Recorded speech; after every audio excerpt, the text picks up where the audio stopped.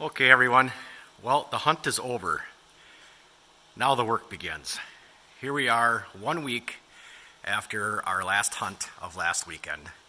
We hunted up in McGregor at the Gavin, and Megan got another deer up there. She got a deer in Lancaster, and she got a deer in McGregor. So we ended up with 2 deer total, which is plenty for us for a year. Any more deer would be too much deer then. So 2 is perfect. So we quit hunting then because we had enough. And butchering is a lot of work. And so we hunt as a family and we butcher as a family. We got my dad on the end down there, and he's been hunting for a very long time. And then we got Trenton and we got Megan. 2 weeks ago when we were up in Lancaster, I asked my dad, what was the first year you went deer hunting? 1957, correct? Yep. 1957.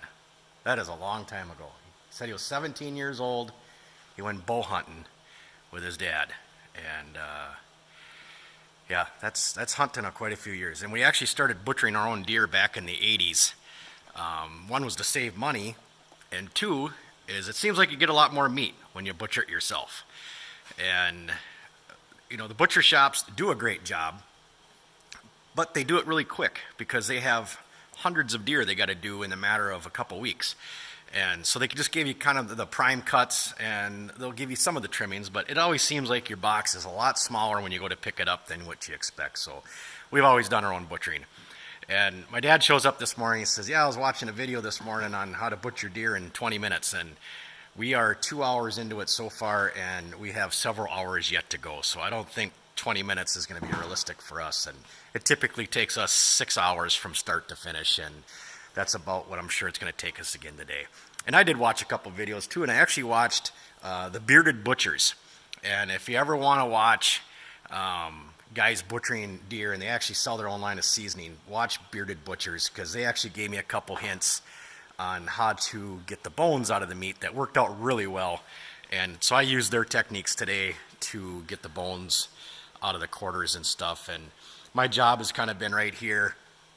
I've been taking the quarters and deboning them, and then I kind of pass the big chunk of meat off to Trenton, and he works on getting the fat and the silver skin and that stuff off, and then I take and break the muscles apart and cut them into steaks or chops or whatever we're going to end up cutting them in.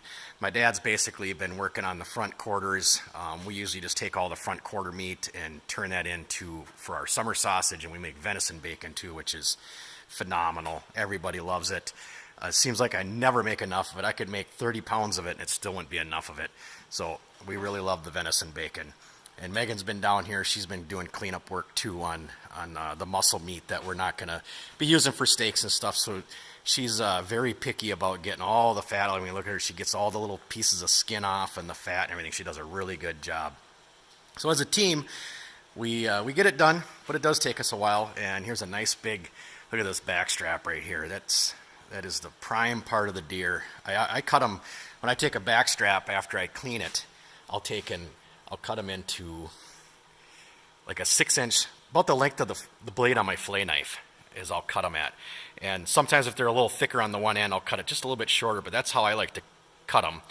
And Missy is a phenomenal griller with this stuff, and she grills it up like this, and it turns out medium pink, medium rare almost when she's done, and then we'll slice and eat it like that, and it's really a good way to prepare it. Instead of cutting it into small chops, I'll cut them bigger like that.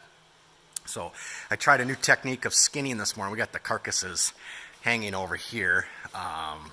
This is more the graphic part of my video, but we have the 2 carcasses hanging here, and I tried a new system this morning I've never done before.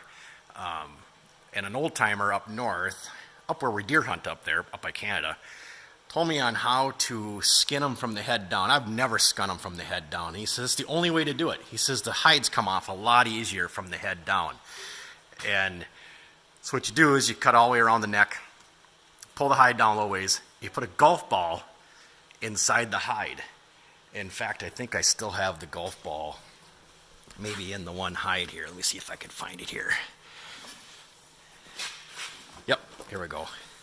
Nope. I guess I untied it. Oh no, here we go. Yep, here we go. Sorry about that. So you put a golf ball on the hair side, and then you put a rope around it, and just do a slip knot on it. You know, you don't have to have a fancy knot, just so it'll pull tight. And you put that up at the neck, and you hook it to any kind of a vehicle you want, and just start backing up. It pulls the hide off in like 30 seconds. It's crazy. I've never done it. And yeah, I'll always be skinning my deer like that now. I've always butchered them upside down, and I tried it this way, and it seemed to work. So try it. I mean, skin it from the head down. It's way easier to do it that way. So, well, we're going to keep at it here. We got several hours ahead of us yet, but good haul for us. This is a nice lot of meat for us. This will last us all winter and then into next summer. We do enjoy our venison, and we do enjoy our hunting. So, see you next time.